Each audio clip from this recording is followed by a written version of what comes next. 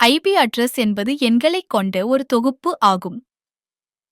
இது நெட்வொர்க்கில் உள்ள கணினி மற்றும் பிற சாதனங்களை தொடர்பு கொள்ள பயன்படுகிறது. அனைத்து சாதனங்களும் ஒரு ஐபி முகவரியை கொண்டிருக்கும். இது தகவல் தொடர்பு பயன்பாட்டுக்கு ஒரு ஐபி முகவரி இரண்டு பகுதிகளை கொண்டிருக்கும். முதல் பகுதி நெட்வொர்க் முகவரி கொண்டிருக்கும். இரண்டாவது பகுதி ஹோஸ்ட் முகவரியை கொண்டிருக்கும். இரண்டு வகையான ஐபி முகவரிகளும் உள்ளன. முதலாவது மிகவும் பொதுவானது, இது ஐபி பதிப்பு 4 என்று அழைக்கப்படுகிறது. இரண்டாவது வகை ஐபி பதிப்பு 6 அமைதி. ஐபி பதிப்பு 4 என்பது ஐபி முகவரிகளின் தற்போதைய பதிப்பாகும். இது காலங்களால் பிரிக்கப்பட்ட 4 எண்களாக எழுதப்பட்ட 32 பிட் எண் முகவரி. காலங்களால் பிரிக்கப்பட்ட எண்களின் ஒவ்வொரு குழுவும் ஆக்டேட் என்று அழைக்கப்படுகிறது. ஒவ்வொரு ஆக்டேட்டில் உள்ள எண் வரம்பு 0 இருந்து 255 ஆகும். இந்த முகவரி பதிப்பு 4 பில்லியனுக்கும் அதிகமான தனிப்பட்ட முகவரிகளை உருவாக்க முடியும். கணினிகள் மற்றும் நெட்வொர்க்குகளின் உலகில் இந்த வடிவத்தில் உள்ள இந்த ஐபி முகவரி அர்த்தமற்றது. கணினிகள் மற்றும் நெட்வொர்க்குகள் இந்த நிலையான எண் வடிவத்தில் ஐபி முகவரிகளை படிப்பதில்லை. அதற்கு காரணம் அவர்கள் எண்களை பைனரி வடிவத்தில் மட்டுமே புரிந்து கொள்வதால்தான். பைனரி வடிவம் என்பது ஒரு எண் மற்றும் பூஜ்ஜியங்களை மட்டுமே பயன்படுத்துகிறது. இந்த ஐபி முகவரிக்கான பைனரி எண் இங்கே காட்டப்பட்டுள்ள இந்த எண்ணாகும். இந்த பைனரி எண்தான் கணினிகள் மற்றும் நெட்வொர்க்கிங் சாதனங்கள் உண்மையில் படிக்கும். எனவே கேள்வி என்னவென்றால், இந்த ஐபி முகவரியிலிருந்து இந்த பைனரி எண்ணை எவ்வாறு பெறுவது? ஐபி முகவரி 4 ஆனது 8 பைனரி பிட்களின் 4 தொகுப்புகளால் ஆனது. இந்த தொகுப்புகள் ஆக்டெட்டுகள் என்று அழைக்கப்படுகின்றன. ஒவ்வொரு ஆக்டெட்டில் உள்ள பிட்களும் ஒரு எண்ணால் குறிப்பிடப்படுகின்றன. எனவே இடதுபுறத்தில் இருந்து தொடங்கி முதல் பிட்டின் மதிப்பு 128, பின்னர் 64, பின்னர் 32 மற்றும் பல 1 வரை கீழே. ஆக்டெட்டில் உள்ள ஒவ்வொரு பிட்டும் 1 அல்லது 0 இருக்கலாம். எண் இருந்தால் A1, பின்னர் அது குறிக்கும் எண் கணக்கிடப்படும். எண் 0 இருந்தால் அது குறிக்கும் எண் கணக்கிடப்படாது. எனவே ஆக்டெட்டில் உள்ளவற்றையும் பூஜ்ஜியங்களையும் கையாளுவதன் மூலம் நீங்கள் 0 முதல் 255 வரையிலான வரம்பை கொண்டு வரலாம். இந்த ஐபி முகவரியில் உள்ள முதல் ஆக்டெட் 66. அப்படியானால் 60இல் பைனரி எண்ணை எப்படி பெறுவது? முதலில் நீங்கள் ஆக்டெட் விளக்கப்படத்தை பார்த்து மொத்தம் 66 ஐ கூட்டக்கூடிய எண்களின் கீழ் ஒன்றை போடுவீர்கள். எனவே நீங்கள் 64 ஸ்லாட்டில் ஒன்றை வைப்பீர்கள். எனவே இப்போது உங்களிடம் ஏற்கனவே 60 உள்ளது. எனவே எங்களுக்கு மேலும் 2 தேவை. எனவே 2 ஸ்லாட்டில் ஒரு எண் ஒன்றை வைப்போம். இப்போது அவற்றின் அடியில் உள்ள அனைத்து எண்களையும் கணக்கிட்டால் உங்களுக்கு மொத்தம் 66 கிடைக்கும். மற்ற அனைத்து பிட்களும் பூஜ்ஜியங்களாக இருக்கும். ஏனென்றால் எங்களிடம் ஏற்கனவே எண் இருப்பதால் அவற்றை எண்ண வேண்டிய அவசியமில்லை. இங்கே இந்த எண் பைனரி பிட் பதிப்பு 66. எனவே அந்த எண்ணை இங்கே கீழே வைப்போம். எனவே அடுத்த எண்ணான 94 செய்வோம். எனவே 64, 16, 8, 4 மற்றும் 2 கீழ் 1 ஐ வைப்போம். எனவே அவற்றின் கீழ் ஒன்றை கொண்டிருக்கும் அனைத்து எண்களையும் சேர்த்தால் நமக்கு மொத்தம் 94 கிடைக்கும்.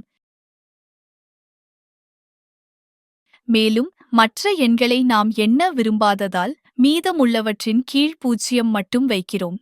எனவே அடுத்த எண் 29. எனவே 16, 8, 4 மற்றும் 1 கீழ் 1 ஐ வைப்போம். மேலும் அனைத்து எண்களையும் கூட்டினால் உங்களுக்கு 29 கிடைக்கும். எங்கள் கடைசி எண் 13. எனவே 8, 4, 1 ஐத் தேர்ந்தெடுக்கவும். நீங்கள் அவற்றை கூட்டினால் உங்களுக்கு 13 கிடைக்கும்.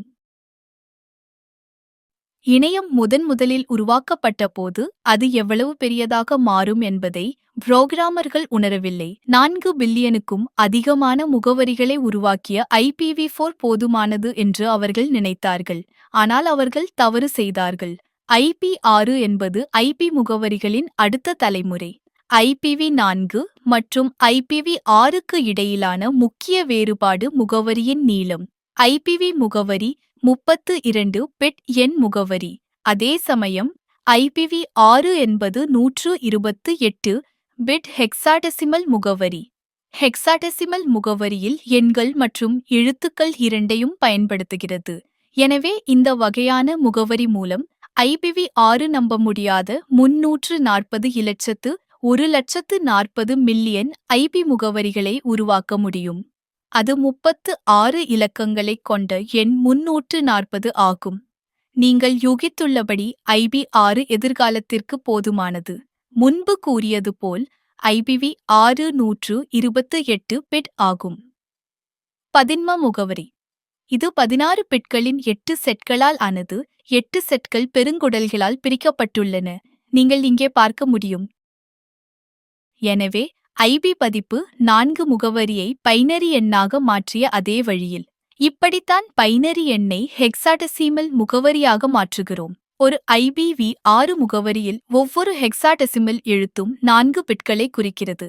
எனவே ஒரு ஹெக்சாடெசிமல் எழுத்தைப் பெற ஒரு நேரத்தில் 4 பிட்களை மாற்ற வேண்டும். எனவே ஆரம்பத்திலிருந்து தொடங்கி முதல் 4 பிட்களை மாற்றி அந்த பிட்களை எங்கள் 4 பிட் விளக்கப்படத்திற்கு எதிராக வைக்கிறோம். இதில் 842 மற்றும் ஒரு 1 ஆகியவை அடங்கும். எனவே அவற்றின் அடியில் 1 இருக்கும் எண்களை கணக்கிட்டால் நீங்கள் 2ஐ கொண்டு வருவீர்கள். எனவே இந்த IP பதிப்பு 6 முகவரியில் உள்ள முதல் ஹெக்சாடெசிமல் எழுத்து 2 ஆகும். எனவே அடுத்த 4 பிட்களைச் செய்து அவற்றை 4 பிட் விளக்கப்படத்தின் கீழ் வைப்போம்.